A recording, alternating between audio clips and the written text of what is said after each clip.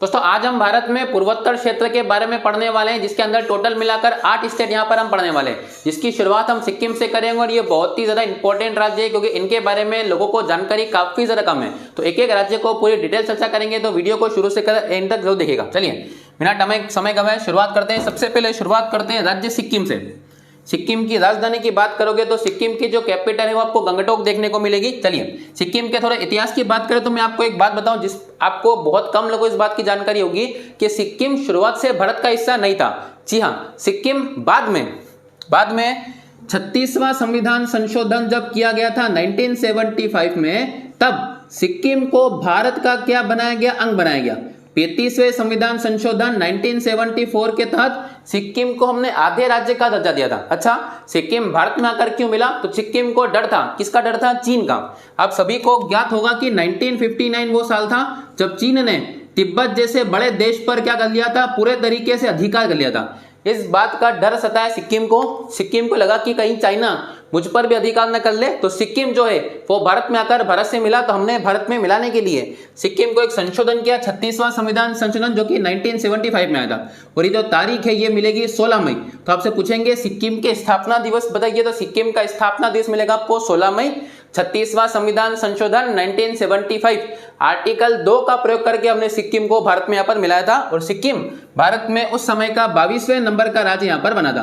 तो ये हो जाएगी सिक्किम के बारे में पूरी जो इसका इतिहास है वो आपको यहाँ से मिल जाएगा। चलिए राजधानी के बारे में आपको बताया, इसकी राजधानी क्या मिल जाएगी आपको? गंगटोक इसकी राजधानी है। सिक्किम एक चीज की पैदावार के लिए देश में काफी ज्यादा फेमस है, जो कि बड़ी इलायची। जी हाँ, इलायची नॉर्मल सभी के घर में आती है, लेकिन बड़ी इलायची जो मसालों में प्रयोग होती है वो इलायची सिक्किम में बहुत ज्यादा फेमस है। तो सिक्किम बड़ी इलायची की पैदावार के लिए काफी ज्यादा फेमस यहाँ पर मिलता है। दूसरा, सिक्किम भारत का पहला पूरे तरीके से जैविक राज्य है। जी हाँ, क्वेश्चन पूछेंगे भारत का पहला जैविक राज्य का अर्थ ये होता है कि यहाँ पर पूरे तरीके से जो खेती की जाती है वो फर्टिलाइज का उपयोग नहीं करते, वो पूरे तरीके से केमिकल का प्रयोग नहीं की जाती है। पूरी जो खेती होती है वो प्राकृतिक तरीकों से की जाती है, ऐसी खेती को जैविक खेती। तो भारत का पहला जो जैविक राज्य है वो सिक्किम को यहाँ पर कहा जाता है। वही राजधानी मैंने बताया गंगटोक। अब सिक्किम के अगर आप फिजिकल मैप को देखेंगे तो यहाँ पर हिमालय पर्वत की पूरी तरीके से विस्तार है। हिमालय पर्वत की एक चोटी पड़ती है, एक चोटी का नाम है कंचनजंगा। मैप में आप ध्यान से देखिए, कंचनजंगा भारत में पड़ने वाली सबसे ऊंची चोटी है, जिसकी हाइट अगर आप देखेंगे तो त्रिभुज के पास लिखिए 598 मीटर। ध्यान दीजिए, भारत की सबसे ऊंची चोटी पड़ेगी K2, जो कि पड़ती है पीओके में। लेकिन अगर भारत में सबसे ऊंची चोटी की बात करेंगे तो सिक्किम में पड़ेगी। कंचनजंगा चोटी का नाम है, जो कि सिक्किम राज्य में हिमालय का हिस्सा यहाँ पर है। तो ये सारी जानकारी हुई सिक्किम के बारे में। सिक्किम के वर्तमान मुख्यमंत्री की बात करेंगे तो सिक्किम के वर्तमान मुख्यमंत्री PS गोले, प्रेम सिंह गोले यहाँ पर इसके मुख्यमंत्री मिलेंगे। सिक्किम में 2 दर्रे आपको देखने मिलेंगे, एक दर्रा जो कि नेपाल को जोड़ेगा, एक दर्रा भूटान को जोड़ेगा। एक और बात, सिक्किम की सीमा केवल एक राज्य से लगती है, नीचे की तरफ मिलेगा आपको पश्चिम बंगाल, लेकिन वहीं 2 इंटरनेशनल सीमा को टच करता है, एक तरफ नेपाल पड़ेगा, एक तरफ भूटान पड़ेगा। चलिए दर्रों की बात करें तो नाथुला दर्रा है, ध्यान दीजिए, नाथुला दर्रा किसको जोड़ता है? सिक्किम को कनेक्ट करता है नेपाल से। नाथुला दर्रा सिक्किम को जोड़ता है नेपाल से। वहीं जो जेल अपला दर्रा है, ला का मतलब होता है दर्रा, तो जो जेल अपला दर्रा है ये कनेक्ट करता है सिक्किम को भूटान से।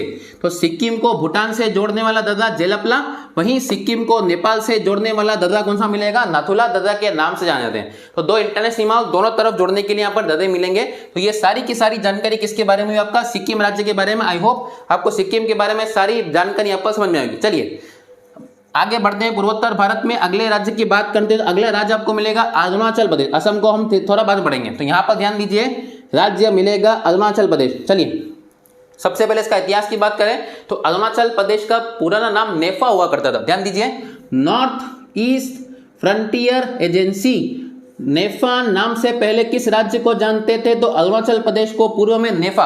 और एक और इंटरेस्टिंग बात यह है कि भारत के वर्तमान में सभी राज्य गृह मंत्रालय के अंतर्गत आते हैं, लेकिन नेफा एक ऐसा राज्य था जो कि विदेश मंत्रालय के अंतर्गत आया करता था। जी हाँ, तो विदेश मंत्रालय के अंतर्गत आने वाला जो क्षेत्र हुआ करता था वो राज्य था नेफा, जिसका बाद में नाम बदल कर क्या कर दिया गया? अरुणाचल प्रदेश। और एक और बात, अरुणाचल प्रदेश ही भारत का सबसे पूर्वी राज्य आपको देखने को मिलेगा, जहां पर भारत में सबसे पहले सूर्य का क्या होता है? उदय। क्वेश्चन पूछेंगे भारत में सबसे पहले सूर्योदय किस राज्य में होता है, तो ऑब्वियस सी बात है पूर्व में होगा, और सबसे पूर्व राज्य ही हमारा कौन सा पड़ता है, अरुणाचल प्रदेश। राजधानी की बात करेंगे तो राजधानी मिलेगी आपको ईटानगर। ईटानगर किसकी राजधानी है, अरुणाचल प्रदेश की राजधानी ईटानगर। और ईटानगर से एक महिला हुआ करती थी, आप सभी को जानकारी होगी, कृष्ण भगवान की पत्नी जिनका नाम था रुक्मणी जी। जी हाँ, रुक्मणी जी जो थी वो कहाँ से हुआ करती थी, आपका ईटानगर। उनका बेसिकली जो स्थान था वो ईटानगर था।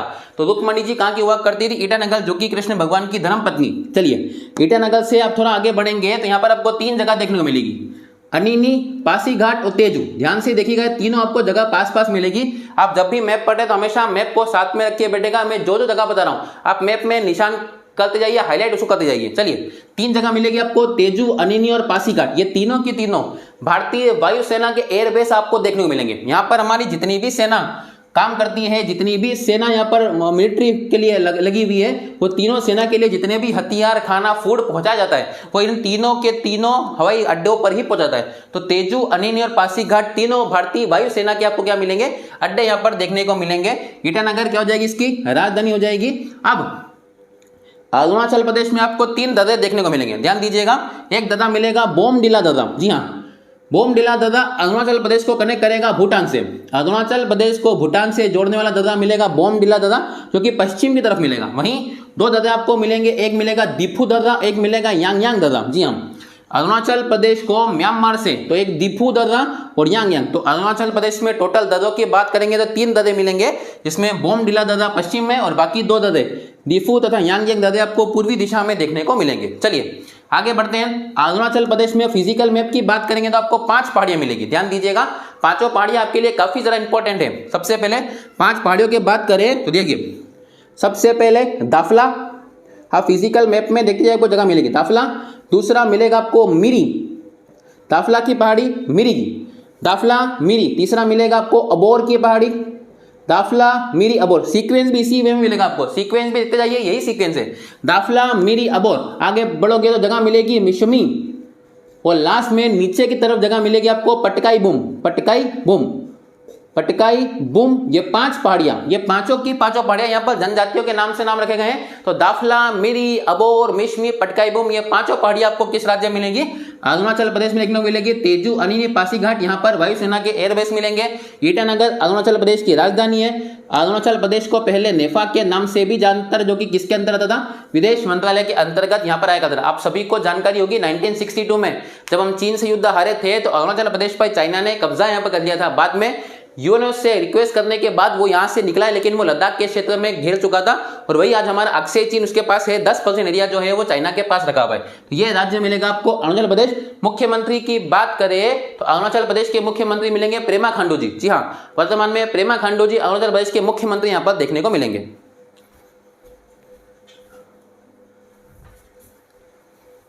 चलिए आगे बढ़ते हैं। 2 राज्य हम पढ़ चुके हैं, सिक्किम। सिक्किम के बाद हमने राज्य पढ़ा अरुणाचल प्रदेश, जिसमें 3 दर्रे मैंने बताया, दीफू, यांगयांग और बोमडिला दर्रा। चलिए अरुणाचल प्रदेश से नीचे की तरफ आएंगे तो जगह मिलेगी आपको, राज्य का नाम रहेगा नागालैंड। जी हाँ, नागालैंड जो ही अरुणाचल प्रदेश से बॉर्डर यहाँ पर शेयर करता है, जस्ट नीचे की तरफ पड़ेगा अरुणाचल प्रदेश से। नागालैंड की कैपिटल की बात करेंगे तो कोहिमा। जी हाँ, नागालैंड की राजधानी कोहिमा मिलेगी। और वहीं इसके सबसे बड़े अगर शहर की बात करोगे तो दीमापुर।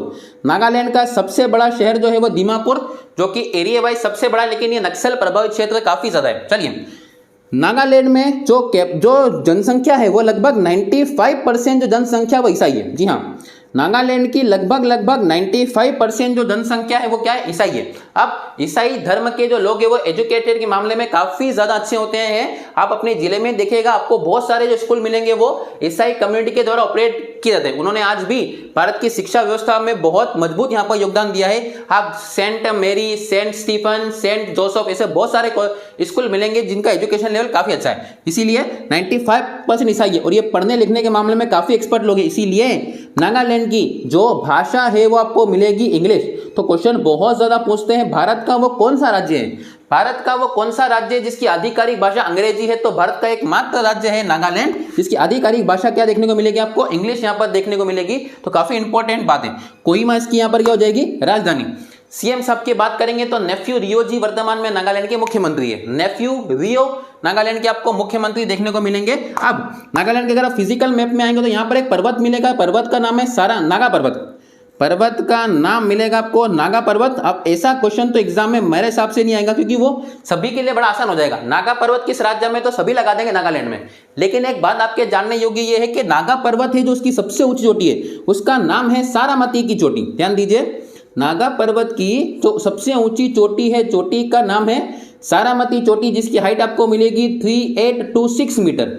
ये नागालैंड की सबसे ऊंची चोटी है। तो हाँ, क्वेश्चन आपसे ये बन सकता है कि सारामती की चोटी किस राज्य में, तो सारामती की चोटी जो मिलेगी आपको नागालैंड में देखने को मिलेगी, जो कि कौन से पर्वत का हिस्सा है, नागा पर्वत का यहाँ पर हिस्सा, जिसकी राजधानी कोहिमा देखने को मिलेगी। एक और बात, ये जो सारामती का पर्वत है ये भारत की सीमा बनाता है किस राज्य से, म्यांमार से। भारत की म्यांमार से सीमा बनाने वाला पर्वत मिलेगा सारामती, नागा पर्वत। और नागा पर्वत की सबसे ऊंची चोटी मिलेगी सारामती। और मैंने अभी बताया आपको 95% लोग कौन मिलेंगे, एसआई, जिसकी आधिकारिक भाषा क्या मिलेगी आपको, इंग्लिश। तो ये हुआ हमारा कौन सा राज्य, नागालैंड। चलिए, नागालैंड के बाद थोड़ा नीचे बढ़ते हैं तो राज्य मिलेगा आपको मणिपुर। जी हाँ, मणिपुर की कैपिटल की बात करेंगे तो कैपिटल हो जाएगी इम्फाल। मणिपुर की राजधानी किसे कहते हैं, इम्फाल। आप सभी की राजधानी कनेक्ट करके रखिएगा। सिक्किम की राजधानी गंगटोक मिलेगी, अरुणाचल प्रदेश की राजधानी मिलेगी ईटानगर, नागालैंड की राजधानी मिलेगी कोहिमा, और अगला राज्य पड़ेगा मणिपुर, और मणिपुर की राजधानी क्या हो जाएगी आपका, इम्फाल। चलिए, मणिपुर में एक झील बहुत ही ज्यादा फेमस है, इस झील का नाम है लोकटक झील। एक और बात, लोकटक झील पूरे पूर्वोत्तर भारत की क्षेत्रफल की दृष्टि सबसे बड़ी झील है। जी हाँ, क्षेत्रफल की दृष्टि से पूर्वोत्तर भारत की सबसे बड़ी झील कौन सी मिलेगी आपको, लोकटक झील देखने को मिलेगी। और इस लोकटक झील के बीचों बीच में एक नेशनल पार्क है। ध्यान सुनिए, मणिपुर में झील है लोकटक। लोकटक झील पूरे पूर्वोत्तर भारत की सबसे बड़ी झील है, तो ऑब्वियस सी बात है मणिपुर की सबसे बड़ी झील होगी। इस झील के बीचों बीच में नेशनल पार्क है जिसका नाम है किबुल लामजाओ। ध्यान दीजिए, किबुल लामजाओ। किबुल लामजाओ भारत का एकमात्र कौन सा, तैरता हुआ राष्ट्रीय उद्यान है। जी हाँ, भारत का एकमात्र तैरता हुआ राष्ट्रीय उद्यान। राज्य मिलेगा मणिपुर, जगह मिलेगी लोकटक, और लोकटक झील के बीचों बीच नेशनल पार्क है किबुल लामजाओ, जो कि पूरे देश का पहला और एकमात्र तैरता हुआ राष्ट्रीय उद्यान है, जो लोकटक झील के बीचों बीच देखने को मिलेगा। चलिए, मणिपुर में एक दर्रा है जो कि म्यांमार से कनेक्ट करता है। मणिपुर में एक दर्रा है जो हमको म्यांमार से कनेक्ट करता है, दर्रे का नाम है तुजु दर्रा।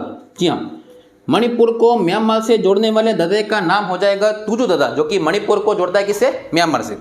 आगे बढ़ते हैं, मणिपुर को म्यांमार जोड़ दिया हमने। अब मणिपुर के मुख्यमंत्री की बात करें तो एन बीरेन्द्र सिंह। जी हाँ, एन बीरेन्द्र सिंह मणिपुर के वर्तमान कौन मिलेंगे हमको, मुख्यमंत्री जी देखने को मिलेंगे। और हाल ही में आपको पता होगा कि मणिपुर में काफी ज्यादा हिंसा यहाँ पर देखने को मिली थी। उस जगह में कर्फ्यू लगाने तक की स्थिति आ गई थी, काफी बड़ा यहाँ पर विवाद हो गया था। वर्तमान में भी अगर देखा जाए तो मणिपुर की हालत बिल्कुल भी यहाँ पर ठीक नहीं है। तो मणिपुर के आपको ये मिलेगी, कैपिटल हो जाएगी आपका इम्फाल। एक और बात, मणिपुर की राजधानी इम्फाल से ही नारा दिया गया था सुभाष चंद्र बोस के द्वारा, दिल्ली चलो। जी हाँ, दिल्ली चलो का नारा सबसे पहले किसने दिया है, तो सुभाष चंद्र बोस ने दिया है। कहां से दिया है, तो मणिपुर की राजधानी इम्फाल।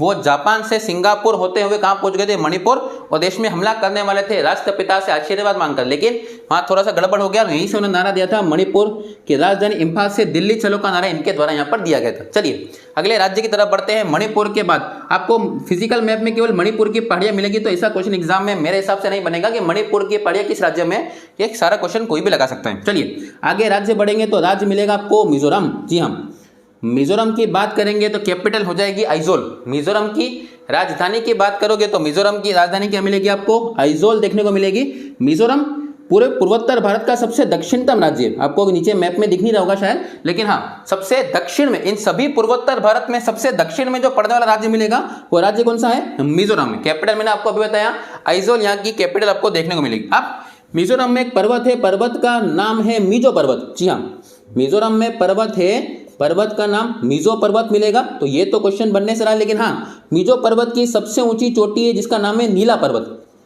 नीला पर्वत कौन से पर्वत की सबसे ऊंची चोटी है, तो नीला पर्वत जो है वो मिजो पर्वत की सबसे ऊंची चोटी, जिसकी हाइट है 2164 मीटर। आप मैप में देख सकते हैं, ऊंचाई आपको याद करने की आवश्यकता नहीं है, इतना डिटेल आप किसी एग्जाम में नहीं पूछते। हाँ, कुछ कुछ के आपको याद करनी पड़ेगी। चलिए, मिजो पर्वत की सबसे ऊंची चोटी नीला पर्वत, जिसकी हाइट 2164 मीटर है, और ये मिजोरम की सबसे ऊंची चोटी यहाँ पर देखने को मिलेगी। अगला, मिजोरम में 89% जो लोग हैं वो कौन मिलेंगे आपको, ईसाई। तो याद कीजिए, मैंने आपको सबसे ज्यादा जनसंख्या ईसाई का बताई थी नागालैंड में, जहां 95% है। तो दूसरे सबसे ज्यादा ईसाई लोग कहां मिलेंगे आपको, मिजोरम में देखने को मिलेंगे। एक और बात, भारत का पहला जैविक राज्य कौन सा मिलेगा, तो वो पढ़ा हमने सिक्किम। भारत का जो दूसरे नंबर का जैविक राज्य है वो आपको देखने को मिलेगा मिजोरम। जी हाँ, मिजोरम भारत का दूसरे नंबर का जैविक राज्य। जैविक राज्य मैंने फिर बताया जहां पर पूरे तरीके से खेती केमिकल फ्री होती है, किसी भी प्रकार के फर्टिलाइजेशन का प्रयोग यहां पर नहीं किया जाता। ऐसे ये काम केवल सिक्किम मिजोरम ऐसे छोटे राज्य कर सकते हैं। बड़े बड़े राज्यों में प्रोडक्शन बढ़ाने के लिए वहाँ केमिकल छिटकना पड़ता है, इसकी काफ़ी ज़्यादा आवश्यकता होती है। इसलिए सिक्किम और मिजोरम भारत के दो ऐसे राज्य जो कि केमिकल युक्त खेती करते हैं, जिसे जैविक राज्य के नाम से यहाँ पर जाना जाता है। चलिए मिजोरम से थोड़ा आगे बढ़े। एक और बात, मिजोरम से एक रेखा गुजरती है, रेखा का नाम है कर्क रेखा। पूर्वोत्तर भारत के दो ऐसे राज्य हैं,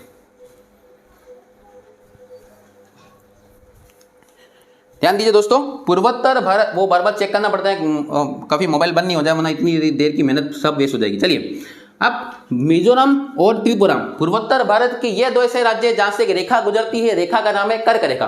कर्क रेखा भारत के टोटल 8 राज्यों से गुजरती है। वहीं पूर्वोत्तर भारत में पूछेंगे तो वो 2 राज्य है, जिसमें एक राज्य मिलेगा आपको त्रिपुरा, वो दूसरा नाम मिलेगा आपको मिजोरम। तो त्रिपुरा तथा मिजोरम से कौन सी रेखा गुजरती है, कर्क रेखा यहाँ पर गुजरती है। चलिए आगे बढ़ेंगे, राज्य मिलेगा त्रिपुरा। त्रिपुरा की कैपिटल की बात करेंगे तो त्रिपुरा की कैपिटल हो जाएगी अगरतला। जी हाँ, त्रिपुरा की राजधानी मिलेगी आपको अगरतला। सीएम साहब की बात करेंगे तो मणिक शाह जी। जी हाँ, त्रिपुरा के नए मुख्यमंत्री हैं, अभी अभी बने हैं मणिक शाह।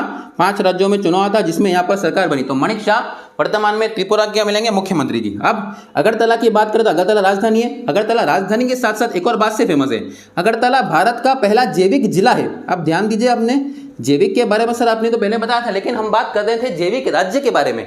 जैविक राज्य पूछेंगे तो वो राज्य पड़ता है सिक्किम, लेकिन मैं बात कर रहा हूं जैविक जिले का, भारत का पहला जैविक जिला। तो वो जिला आपको देखने को मिलेगा, त्रिपुरा की जो राजधानी है वो है अगरतला। तो भारत का पहला जैविक जिला त्रिपुरा की राजधानी अगरतला यहाँ पर देखने को मिलेगा। अब आप अगर मैप में ध्यान से देखेंगे तो त्रिपुरा एक ऐसा राज्य है जो तीनों तरफ से, कौन से राज्य से घिरा है, बांग्लादेश से घिरा है। देखिए त्रिपुरा में एक तरफ तो लग रहा होगा मिजोरम, बाकी के तीनों तरफ एक राज्य देश लगता है, देश का नाम हो जाएगा बांग्लादेश। क्वेश्चन काफी बार पूछते हैं कि भारत का ऐसा कौन सा राज्य है जो तीनों तरफ से बांग्लादेश से घिरा है, तो वो राज्य मिलेगा आपको कौन सा, त्रिपुरा। त्रिपुरा तो 3 हो जाएंगे तो आपको इजीली याद भी रहने में आसानी होगी। तो त्रिपुरा 3 तरफ से किससे घिरा हुआ है, बांग्लादेश से घिरे राज्य को त्रिपुरा के नाम से यहाँ पर जानते हैं। चलिए त्रिपुरा के बाद अगले राज्य की तरफ बढ़ते हैं, राज्य का नाम हो जाएगा मेघालय। जी हाँ, मेघालय भारत का काफी इंपॉर्टेंट राज्य है। राजधानी की बात करेंगे तो शिलोंग यहाँ पर इसकी क्या मिलेगी, राजधानी।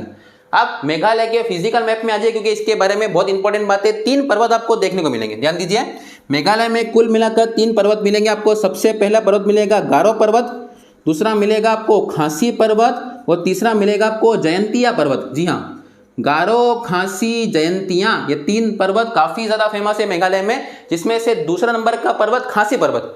ये जो खासी पर्वत का नाम रखा गया है, यह वहां पर रहने वाली जनजातियों के नाम पर रखा गया है। और इन जनजाति की अगर विशेषता बताऊं तो खासी जनजाति आज भी इतने सालों बाद भी मात्र सत्तात्मक जनजाति है। जी हाँ, हमने सिंधु घाटी सभ्यता में पढ़ा था कि सिंधु घाटी सभ्यता के लोग क्या हुआ करते थे, मात्र सत्तात्मक हुआ करते थे, लेकिन उसके बावजूद आज भी इतने समय खत्म होने के बाद भी आज ऐसी जनजातियां आई जो मात्र सत्तात्मक है। तो खासी जनजाति भारत में वर्तमान में ऐसी जनजाति है जो मात्र सत्तात्मक है, जो कि किस राज्य मिलेगी आपको, मेघालय में देखने मिलेगी। और इन्हीं जनजाति के नाम पर एक पर्वत का नाम है खासी पर्वत। तो गारो, खासी और जयंतिया, जिसमें से खासी पर्वत के ऊपर 2 बहुत इंपॉर्टेंट चीजें जिसको ध्यान से देखिएगा। खासी पर्वत अगर आप देखेंगे तो 2 चीजें मिलेगी। एक तो मेघालय की जो राजधानी शिलोंग है वो कौन से पर्वत पड़ती है, खासी पर्वत पर। मेघालय की जो राजधानी शिलोंग है वह खासी पर्वत पर स्थित है। और वहीं दुनिया का सबसे ज्यादा वर्षा वाला स्थान मासिनराम। जी हाँ, दुनिया में, भारत की बात नहीं कर रहा हूं मैं, आपसे बात कर रहा हूं पूरी दुनिया की। तो पूरे दुनिया में सबसे ज्यादा वर्षा का होने वाला स्थान जो है मासिनराम, और ये भी राज्य कौन सा पड़ता है, मेघालय। और मेघालय में जिस पर्वत पर स्थित है, इस पर्वत का नाम क्या हो जाएगा, खासी पर्वत। तो मेघालय में खासी पर्वत पर पड़ने वाला पूरी दुनिया का सबसे ज्यादा वर्षा वाला स्थान मासिनराम। दोस्तों ध्यान दीजिए, पहले जगह चेरापूंजी हुआ करती, लेकिन बाद में यह शिफ्ट होकर इसे क्या नाम दे दिया गया आपका, मासिनराम के नाम से जानते हैं। तो 3 पर्वत मैंने बताया आपको, गारो, खासी और जयंतिया। एक और बात, खासी पर्वत पर एक और जगह मिलेगी आपको हैप्पी वैली। तो आपसे पूछ सकते हैं हैप्पी वैली किस राज्य में है, तो हैप्पी वैली आपको मिलेगी कौन से राज्य में, मेघालय में यहाँ पर देखने को मिलेगी। कॉनरैड संगमा जी वर्तमान में मेघालय के मुख्यमंत्री जी, ध्यान दीजिएगा, कॉनरैड संगमा मेघालय के मुख्यमंत्री। मैं आपको राजधानी, मुख्यमंत्री हर राज्य के बता जा रहा हूँ, तो ये राज्य हमारा कौन सा हो जाएगा, मेघालय। चलिए अब सबसे लास्ट और सबसे फेमस राज्य की बात करते हैं जो पूर्वोत्तर भारत में, राज्य का नाम रहेगा असम। चलिए इसके पहले मैं आपको एक जानकारी दे दूं, अगर हम बात करते हैं पूर्वोत्तर भारत के राज्यों की, तो पूर्वोत्तर भारत के राज्यों में टोटल 8 राज्य आते हैं। जी हाँ, पूर्वोत्तर भारत के राज्यों की बात करोगे तो 8 राज्य टोटल मिलेंगे। 8 राज्यों में तो सभी जितने राज्य हमने पढ़े वो सभी शामिल है। वहीं अगर मैं 7 सिस्टर्स के बारे में बात करता हूं तो वहां पर हम किसको शामिल नहीं करेंगे, सिक्किम को शामिल नहीं करेंगे। 7 सिस्टर्स में केवल ये वाले ही आपको 7 राज्य मिलेंगे। 7 सिस्टर्स में सिक्किम शामिल नहीं है, लेकिन पूर्वोत्तर भारत में सिक्किम को शामिल किया जाता है, इस बात को ध्यान दीजिएगा। चलिए अब शुरुआत करते हैं कौन से राज्य की, असम। असम की राजधानी की बात करेंगे तो दिसपुर यहाँ पर क्या हो जाएगी, राजधानी। असम की कैपिटल दिसपुर। असम का सबसे फेमस शहर आपको उसी के पड़ोस में देखने को मिलेगा, तो ध्यान दीजिए गुवाहाटी। असम के बाजू में असम की राजधानी दिसपुर। दिसपुर की थोड़ा सा लेफ्ट चलेंगे आपको शहर मिल जाएगा गुवाहाटी। गुवाहाटी में एक बहुत फेमस मंदिर है कामाख्या मंदिर। जी हाँ, 52 शक्तिपीठों में से एक शक्तिपीठ कामाख्या मंदिर कौन से राज्य में मिलेगा, असम राज्य में, और जगह कौन सी है, गुवाहाटी। एक और बात, गुवाहाटी कौन सी नदी किनारे पड़ता है, तो गुवाहाटी जो है वो ब्रह्मपुत्र नदी के किनारे पर स्थित है। जी हाँ, ब्रह्मपुत्र नदी के किनारे पर असम के दो जिले मिलेंगे, एक मिलेगा आपको डिब्रूगढ़ और एक मिलेगा आपको गुवाहाटी। डिब्रूगढ़ हम आगे इसके बारे में चर्चा करेंगे। तो असम का जो गुवाहाटी जगह है वो एक कामाख्या मंदिर के लिए फेमस है, और दूसरा ब्रह्मपुत्र नदी किनारे, यहाँ पर आप मैप में देख पाएंगे नदी वहां से गुजरी होगी। अब थोड़ा आगे बढ़ेंगे तो एक राष्ट्रीय उद्यान है मानस। मानस बहुत नाम से फेमस राष्ट्रीय उद्यान है। तो मानस राष्ट्रीय उद्यान किस राज्य में मिलेगा आपको, असम। हालांकि असम में और भी कांजीरंगा, सोनाजुप, गर्म पानी, डिब्रू सैखोवा काफी सारे मिलेंगे, लेकिन मानस एक बहुत नाम से फेमस है। ध्यान दीजिएगा, मानस नेशनल पार्क कौन से राज्य मिलेगा आपको, असम में। चलिए असम से इसी से थोड़ा आगे बढ़ेंगे, जगह मिलेगी कांजीरंगा। कांजीरंगा मैंने बताया क्या है, नेशनल पार्क है, लेकिन एक बात से फेमस है, राइनो। जी हाँ, एक सिंग वाला गेंडा जो है वो पूरे देश में केवल एक ही स्थान पर पाया जाता है। एक सिंग वाला गेंडा पूरे देश में केवल एक स्थान पर पाया जाता है, और वो जगह कौन सी मिलेगी आपको, कांजीरंगा। कांजीरंगा नेशनल पार्क भारत में एकमात्र है जहां पर एक सिंग वाला गेंडा यानी कि राइनो आपको देखने को मिलेगा। अब इसी तरफ अगर आगे तरफ बढ़ेंगे, नदी के अंदर चलेंगे तो जगह मिलेगी माजुली। जी हाँ, माजुली जिले का नाम है, और माजुली के नाम से ही दुनिया का सबसे बड़ा नदी द्वीप। जी हाँ, द्वीप हमने बहुत सारे सुने, लेकिन वो समुद्र में होते हैं। ये एक ऐसा द्वीप है जो कि नदी पर बनता है। वो नदी कौन सी है, तो नदी यहाँ पर आपको जाती हुई दिख रही होगी, नदी का नाम है ब्रह्मपुत्र नदी। जी हाँ, ब्रह्मपुत्र नदी तिनसुकिया। ध्यान दीजिए, असम में एक जगह जिला मिलेगा आपको तिनसुकिया। चल रहा है वीडियो। चलिए तिनसुकिया, और तिनसुकिया से एक नदी एंट्री करती है। ध्यान दीजिए, जो ब्रह्मपुत्र नदी है वो तिब्बत से होते हुए यांगयांग दर्रा होते हुए कहाँ एंट्री करती है, भारत में। और भारत में अरुणाचल प्रदेश, और यहां से होती हुई असम आएगी। असम से होते हुए असम को छोड़कर कहां चले जाएगी, बांग्लादेश में। इस नदी को जमुना के नाम से यहां पर संबोधित किया जाता है, लेकिन भारत में इसे नाम दिया जाता है अलग अलग नामों से जानते हैं। अरुणाचल प्रदेश में इसी नदी को दिहांग के नाम से भी जानते हैं, वहीं जब नदी असम में एंट्री करेगी तो इसे ब्रह्मपुत्र के नाम जानते हैं। तो तिनसुकिया जिला जहां से नदी एंट्री करती है, और इसी नदी पर एक द्वीप है माजुली, जो कि दुनिया का सबसे बड़ा नदी द्वीप है। तो दुनिया का सबसे बड़ा नदी द्वीप माजुली कहां पड़ता है, असम राज्य में। कौन सी नदी पर है, ब्रह्मपुत्र नदी पर स्थित है। और यहीं पर थोड़ा आगे देखेंगे तो जगह पड़ेगी उमानंदा। जी हाँ, दुनिया का सबसे बड़ा नदी द्वीप भी यहीं पर है, दुनिया का सबसे छोटा नदी द्वीप भी यहीं पर है। माजुली दुनिया का सबसे बड़ा नदी द्वीप, और उमानंदा दुनिया का सबसे छोटा नदी द्वीप असम में ही ब्रह्मपुत्र नदी पर ही स्थित है। चलिए अब ये डिब्रूगढ़, मैंने आपको अभी बताया, डिब्रूगढ़ और गुवाहाटी ये दो ऐसे जिले हैं असम के जो कि किसके किनारे पड़ते हैं, ब्रह्मपुत्र नदी के किनारे पर मिलेंगे। अगला, डिब्रूगढ़ से एक ट्रेन चलती है जो कि काफी ज्यादा फेमस है। ध्यान दीजिए, भारत की सबसे लंबी दूरी तय करने वाली ट्रेन का नाम है विवेक एक्सप्रेस, जो कि डिब्रूगढ़ से शुरू होकर जाती है कन्याकुमारी। जी हाँ, कन्याकुमारी भारत का सबसे अंतिम छोर, जो कि मैंने आपको बनाया था याद किया, तमिलनाडु में। तो डिब्रूगढ़ से कन्याकुमारी जाने वाली भारत की सबसे लंबी ट्रेन नाम है विवेक एक्सप्रेस। इस ट्रेन की शुरुआत ममता बनर्जी के द्वारा की गई थी जब उनकी 125वीं जयंती थी, और जब ममता बनर्जी देश की रेल मिनिस्टर हुआ करती थी। जी हाँ, रेल मिनिस्टर होते हुए उन्होंने ट्रेन शुरू कर दी। डिब्रूगढ़ से कन्याकुमारी भारत की सबसे लंबी दूरी तय कर ट्रेन, लगभग 12 राज्यों से होकर वो ट्रेन जाती है। तो याद दीजिएगा, डिब्रूगढ़ से कन्याकुमारी भारत की सबसे लंबी ट्रेन मिलेगी। अब डिब्रूगढ़ हो गया, दिग्बोई आगे बढ़ेंगे तो दिग्बोई में मिलेगा आपको तेल रिफाइनरी। जी हाँ, दिग्बोई में एक तेल शोधन कारखाना जो कि बात से काफी ज्यादा फेमस है, दिग्बोई असम में। तो ये राज्य मिलेगा असम। अब नीचे की तरफ जगह मिलेगी आपको सिलचर, असम का नीचे वाला एरिया जहां से आपको सिलचर देखने को मिलेगा। सिलचर वो जगह है जहां से पूर्वी पश्चिम गलियारा गुजरते हैं। जी हाँ, हमारे देश में सिलचर से होते हुए एक सड़क जाती है जो कि पोरबंदर को जोड़ती है। पोरबंदर पड़ता है गुजरात में, सिलचर पड़ता है पश्चिम में। तो पश्चिम से पूरब को जोड़ने के लिए एक सड़क बनी है जिसे हम पूर्व पश्चिम गलियारे के नाम से जानते हैं, जो कि शुरुआत होती है सिलचर से और कहां तक जाती है आपका, तो ये मिलेगी गुजरात के पोरबंदर से। तो सिलचर से पोरबंदर तक पूरा पश्चिम गलियारा पर स्थित है जो कि असम से गुजरात को यहाँ पर जोड़ता है। तो ये जानकारी असम के बारे में। असम के मुख्यमंत्री की बात करेंगे तो हेमंत बिस्वा शर्मा जी वर्तमान में बीजेपी की सरकार है और वहां पर वो मुख्यमंत्री के पद पर आसीन है। यह जानकारी हुई 7 सिस्टर्स यानी कि 7 राज्यों के बारे में। उसी में अगर आप जोड़ देंगे सिक्किम को, तो इन सभी को मिलाकर पूर्वोत्तर भारत के नाम से जानते हैं। आई होप आपको एक एक राज्य के बारे में डिटेल समझ में आई होगी। काफी इंपॉर्टेंट राज्य क्योंकि पूर्वोत्तर भारत के बारे में लोगों को काफी कम जानकारी है और साथ ही हमारी सरकार भी इन राज्यों के ऊपर ज्यादा ध्यान नहीं देती क्योंकि सरकार का मेन मोटिव होता है वोट प्राप्त करना और इन राज्यों में लोकसभा की सीटें काफी ज्यादा कम है। इसलिए लोग यहाँ पर ध्यान देने के बजाय उत्तर प्रदेश जैसे राज्यों में ज्यादा ध्यान देते हैं क्योंकि वहां पर लोकसभा की सीटें 80 सीटें, इसलिए इन क्षेत्रों को काफी ज्यादा पिछड़ापन यहाँ पर देखने मिला है। हालांकि वर्तमान सरकार ने पूर्वोत्तर भारत पे काफी ज्यादा यहाँ पर ध्यान दिया है। अगर आप वीडियो अभी तक देख रहे हैं तो प्लीज वीडियो को लाइक कर दीजिए, चैनल को सब्सक्राइब करना बिल्कुल मत भूलिएगा। मिलते हैं अगली वीडियो में, तब तक के लिए जय हिंद।